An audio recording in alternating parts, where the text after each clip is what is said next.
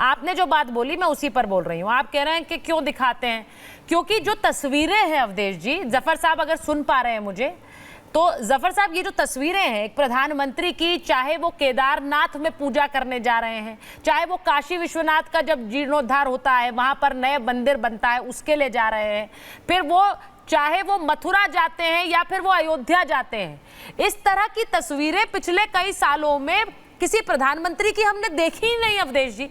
अब अगर आज देखने को मिल रही हैं तो उस पर भी विवाद है कि क्यों जा रहे हैं। आज हम घूम फिर के फिर वहीं आ गए। पिछले 10 सालों में हमने प्रधानमंत्री की ये तस्वीर देखी और वो अगर वो हिंदुत्व का पालन करते हैं और वो वहां जाते हैं और पूजा पाठ करते हैं तो इसमें दिक्कत होनी नहीं चाहिए। उनकी साधना से और उनके पूजा पाठ से ये दिक्कत है, ये स्पष्ट है। जफर साहब आपको आवाज आ रही है मेरी?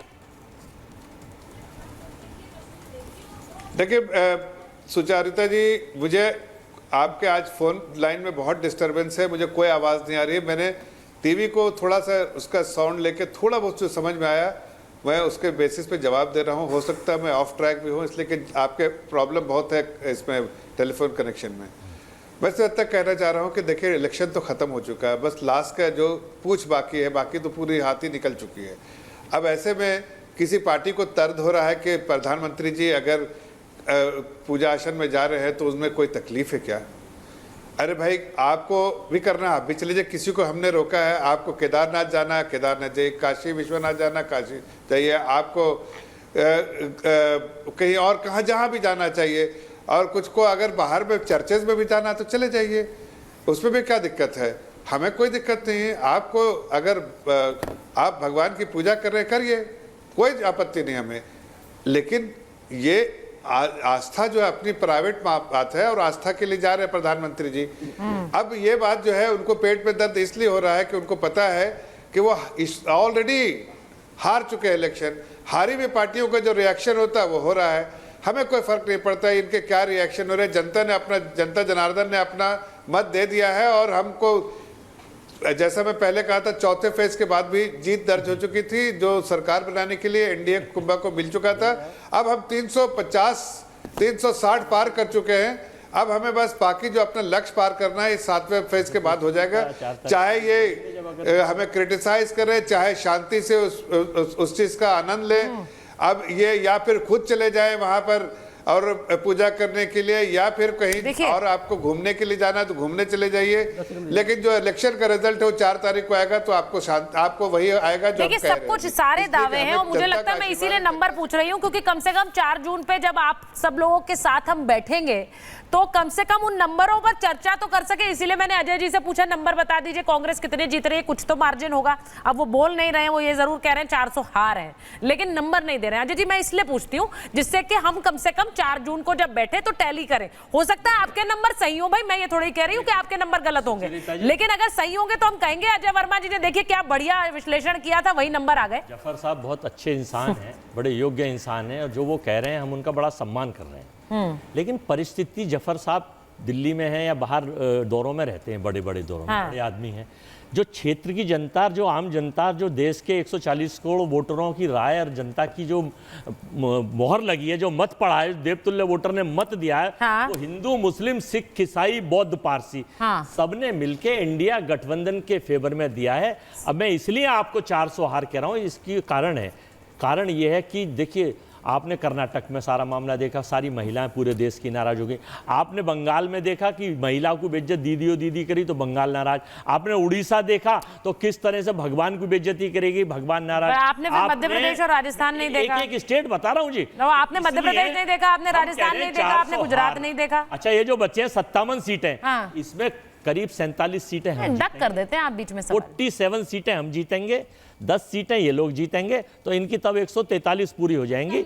हम 400 प्लस जीत रहे हैं। आप कर्नाटक देख रहे हैं तो आप एमपी, राजस्थान भी देख लीजिए। सवाल ये है कि क्या इन राज्यों के चुनावों से राष्ट्रीय तस्वीर निकल कर आ सकती है? अजय जी एक बड़ी खबर बता रही हूँ और उसके बाद धर्मेंद्र जी आपके पास आ रही हूँ कि आपके नेता का बयान है। अखिलेश यादव बीजेपी पर हमला कर रहे हैं और कह रहे हैं 6 चरणों का चुनाव देख ये लोग लड़खड़ा गए।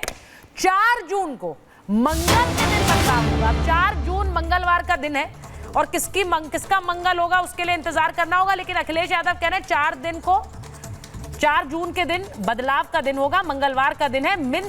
मित्र मंडली के साथ मंत्रिमंडल बदलेगा, मतलब मित्र मंडली भी बदलेगी और मंत्रिमंडल भी बदलेगा। धर्मेंद्र जी बड़े कॉन्फिडेंस में हैं अखिलेश यादव। बिल्कुल, ये कॉन्फिडेंस राहुल गांधी के साथ आने से आया है क्या?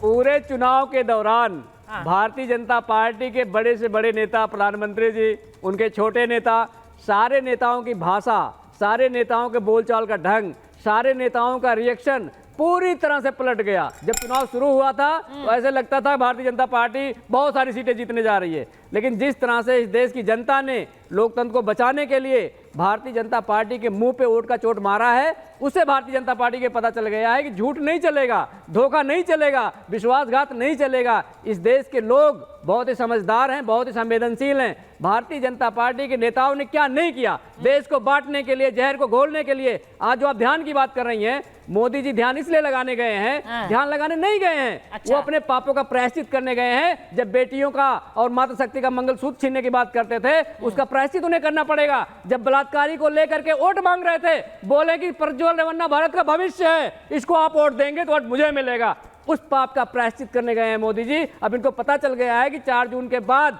पूरा ध्यान ही लगाना है। मैं तो कहता हूं कैमरे हटा लो, नहीं तो ध्यान में इनके विघ्न पड़ जाएगा, तो अच्छा ध्यान लग जाएगा। 4 जून को इस देश में लोकतंत्र बचेगा, संविधान बचेगा, आरक्षण बचेगा, पिछला दलित अल्पसंख्यकों का जो परिवार है वो और बड़ा होगा, पूंजीपतियों का जो कॉकस है वो टूटेगा, उनका तिलिस्म टूटेगा। धर्मेंद्र जी नंबर बताइए, समाजवादी पार्टी के कितने नंबर आ रहे हैं? 79 इंडिया गठबंधन उत्तर प्रदेश 79 आ रहे हैं। एक सीट कौन सी छोड़ी आपने? क्योटो वाली।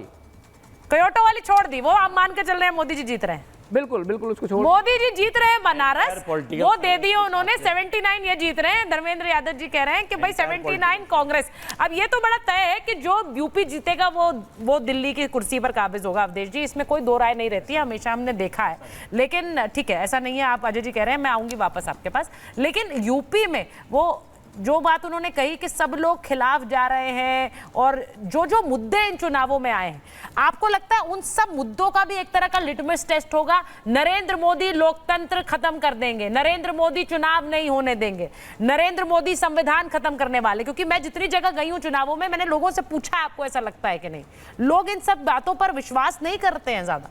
नहीं, लोगों ने यह भी देखा है कि संविधान को पहली बार महत्व कब मिला है। संविधान दिवस संसद में मनाया जा रहा है, बाहर मनाया जा रहा है। 10 साल की सरकार हो गई, 10 साल की सरकार में कभी संविधान खत्म करने की कोई बात ही नहीं हुई है। तो ये इशू क्या है? देखिए, ये जो बार बार कह रहे हैं कि ये चले जाएंगे, जो आपने प्रश्न किया था वो शायद जफर साहब सुन नहीं पाए थे कि भाई ये ध्यान साधना का इस प्रकार का विरोध क्यों है, ये क्यों मान के चलते हैं। ये पहले दिन भी जब नरेंद्र मोदी आए थे 2014 में तो माना गया था कि ये जीत ही नहीं सकते हैं, जनता इनके विरुद्ध है, 2019 में उखाड़ के फेंक देंगे, 2024 में खत्म हो जाएंगे। उसका कारण 3 बड़े कारण हमारे देश में रहे हैं। पहला कारण ये रहा है कि एक सेकुलरिज्म, सेकुलरवाद के नाम पर हमारे देश में फंडामेंटलिज्म, जो सेकुलर कट्टरवाद पैदा हुआ। नहीं, बीच में नहीं, अजय जी बोलिए नहीं, और पर्सनल टिप्पणी करते हैं, उससे पता चलता है कि आपके बारे में भी लोगों की छवि बनती है।